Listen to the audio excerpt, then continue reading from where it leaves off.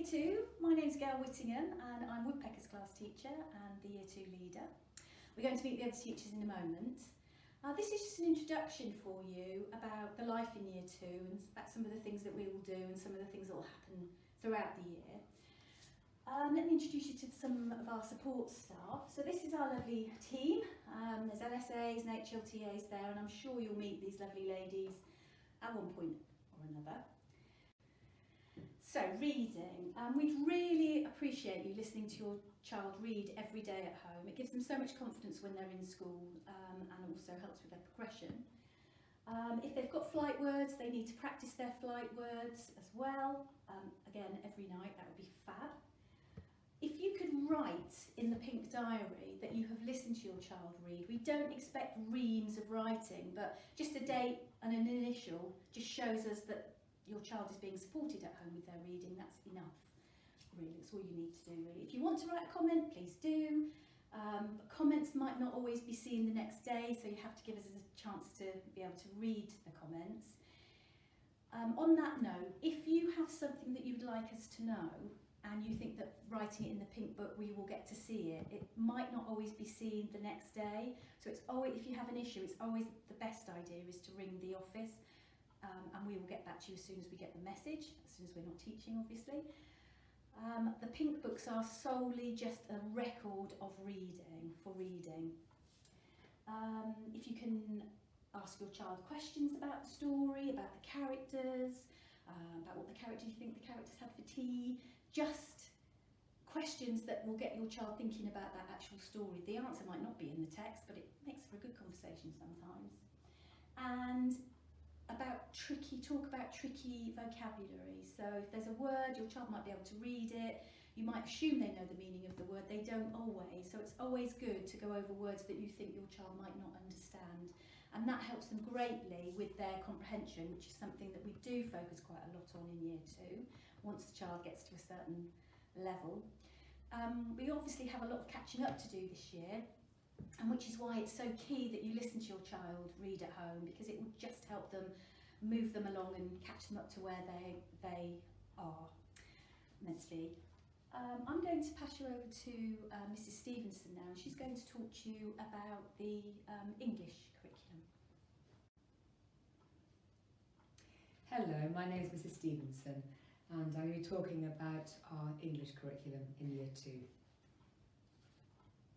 So we have a very creative curriculum. We love the children to experience a book and to immerse themselves in a book. So we teach it in so many different ways.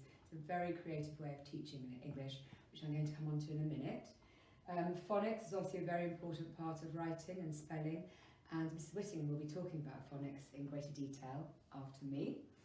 Spelling and grammar, we teach the children not just through phonics, but some very tricky spelling rules that they have to learn, and the children will probably come home and tell you about the new spelling rules, so please encourage them to show you. The more they do at home, the better their spelling will be at school.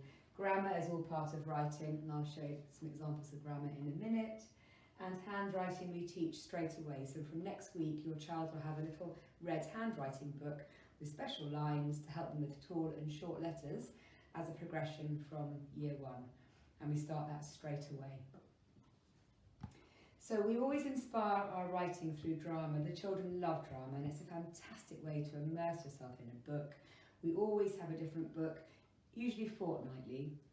We cover a book. Sometimes it could be in a weekly, but usually fortnightly. And we always start by getting some drama and getting the children to do some drama, to act out the story, to freeze frame it, to talk about the characters. And it's a very important, exciting way for the children to learn about the book. So again, if your child comes home and talks about the drama, ask them, what do you do? What does it mean? And hopefully they'll learn the book easily through this. Spelling, punctuation and grammar, commonly known as SPAG, a very important part of writing, components of writing. The spellings, these are what we call the high frequency words, and in Year R they were known as teddy words, in Year 1 as woodland words, and in Year 2 as flight words. And these are also known as common exception words. They're words the children can't actually sound out phonetically. and they must learn to spell these. They'll see these words commonly in their reading on a daily basis.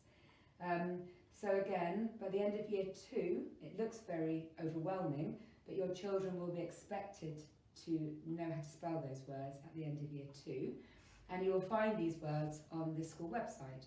So please encourage your child to practice those words as much as they can so they become fluent in spelling these quite tricky words. Punctuation, that's what we teach the children, how to mark sentences to the demarcated sentence. Exclamation marks, question marks, apostrophe and capital letters are the very basic forms of punctuation which they'll learn in year 2, and they do learn them very quickly, and you'll be very impressed actually how quickly your child will learn how to use a question mark, an apostrophe, etc. Grammar, so these are all parts of English. So verbs, adverbs, nouns, pronouns is not so common in year 2, adjective, vowels and consonants. And again, your child will probably come home and say, Mum, I've learnt about verbs today, I've learnt about adverbs, and do ask them questions. Say, tell me, what's an adverb, what's a verb? Show me a sentence. And again, the more you do at home to replicate what we do at school, it's just better for your child and also better for us, it helps us as well. The spelling rules, there are a lot of spelling rules which the national curriculum has set out. Just an example of one, these are called prefixes. So again, the prefix goes in front of the word happy, so it turns in from happy to unhappy, or to do something to undo it. So this is an example of a spelling rule, but it's actually also called a prefix. But there are an awful lot of spelling rules. Again, your child will come home and they might tell you, ask them questions, what new spelling rule did you learn today? And hopefully they'll come home full of it and tell you. They get very excited by teaching their parents. So back to the phonics, where Mrs. Whittingham will come and talk all about that with you. Thank you very much. So thank you, Mrs. Stevenson. Mrs. Stevenson's the Puffins class teacher, by the way. I just want to talk to you about the phonics screening, because normally in year 1, in June, the children sit a phonics screening test. And of course it's implemented by the government, and every child in year 1 normally sits it. Because of the current situation, obviously nobody sat it last year, so the government have asked us to do this in year 2 within the autumn term. Now we are going to have a huge focus on phonics, and we will sit the children the phonics test, which they don't know is a test. It's all fun, it's all alien words and real words, and we do it in a very non-test way. So please don't worry about it. If your child doesn't pass it in the autumn term, they will be resitting it, I believe, in June, as they would normally. If they don't pass it in year 1, they normally come up to year 2, and then they resit it again in June, and normally they all pass it. So it's not a big issue. We are addressing it as we can now, and as effectively as we can, so please don't worry about it. If you have any worries, please just contact us and I can let you have more information. Not sure when we're going to be doing the testing. We are going to be assessing the children when they come in, just so we know where they are and what we have to teach them. So once we know that the child knows it, we will pick a date and they can take the test. Okay, thank you. Hello there, my name is Miss Pullinger and I am the Hours class teacher, and today I'm going to be talking to you about mathematics in year 2. So we cover a variety of different areas and topics in year 2, and here are just some of them which we take straight from the national curriculum. It is important to say right now that we have been working really hard with year 1 to ensure that we have a catch-up curriculum, so that we will make sure that they have not missed out on any of the learning from year 1. So that is very important. They will be taught from where they left in March with coronavirus. So in year 2, as well as our whole school, we follow the Maths Mastery approach that allows children to be able to visualise the learning in maths much more and go deeper with the concept that they're learning about. We like to use a lot of concrete resources to allow children to, again, visualise the learning but understand what they're learning about. So for example, when we're doing place value and the children are learning about number, we use Deans, which is a resource, and we say to them, okay, you know what the number 54 is, now make it, show me what you know about that number. So it's making sure I know that I've got 5 10s and 4 1s. It's being able to really visualise that learning and allowing us to fully understand that they understand what they are telling us. Again, talking about that deeper understanding. So yes, we understand that your children know and have learnt the learning objective, are very confident, but now it's important that we do go deeper and we get that greater understanding of maths. So for example, we might do a lesson on odd and even numbers, and we might think, yes, you know all your even numbers because you can count in twos. But it's just making sure that they're going that little bit deeper, so we start to question them and get them talking about the learning. For example, when 2 odd numbers are added, will the answer always be even, and can you explain why?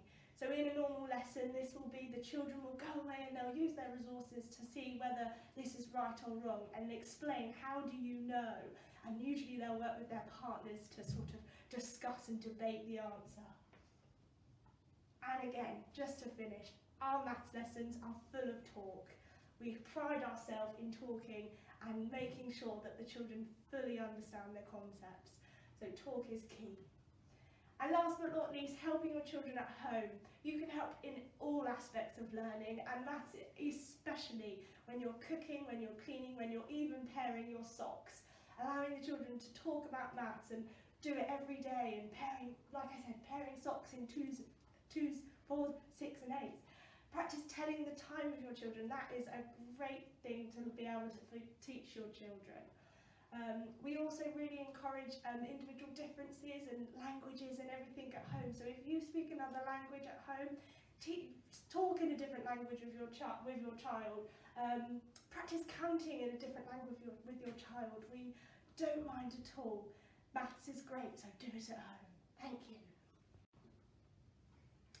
Hello, I'm Mrs Towler, I'm Kingfisher's class teacher. I'm going to talk to you about our science curriculum and our foundation subjects. So as you can see here, we've got a selection of the different subjects that we teach in the afternoons. We also teach science in the afternoons, and we do treat it as a core subject. So here you can see some of the topics that we learn about in our autumn term. So at the first half of the autumn term, we are going around the world in 6 weeks. So really basing around our geography curriculum, we're really learning about our world and our planet.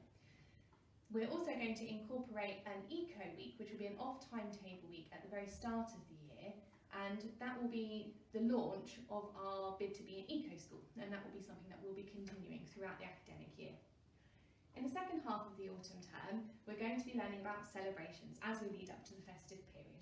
So we will link that with our RE and our PDL, and hopefully with our music, and there might be a special performance. In the spring term, we'll be looking at cityscapes and landscapes, based mainly around our art curriculum for that term, and it will link also with our geography, and again with our local environment. And the second half of the spring term, we'll be going back in time for school and learning about the history of our rather old building. In the summertime, we'll be seeing how much the children have grown, and it will be Watch Me Grow, thinking about the changes in their living memory and the changes that they might have had with their time in school. Within that, we'll be looking at plant reproduction in our science, all about growth and linking it all together. In the second half of the summer term, along with all our other celebrations that we usually have, we'll be really encouraging the children to look at sculpture with our Let's Sculpt topic. And we'll be doing that throughout the half term, encouraging lots of different mediums. As we're talking about our curriculum, it's really important that we talk about the importance of e-safety, which is at the heart of our computing curriculum. We really pride ourselves in making sure that the children know how to stay safe online and what sorts of devices that they are using that access the internet. And we really encourage parents to do this at home too. So when you're using the internet with your child, make sure that you have got parental controls on and that you're aware of what they're looking at. Well, thank you for watching. We hope it's been useful. We look forward to working with you and your children throughout the rest of the year. So thanks again.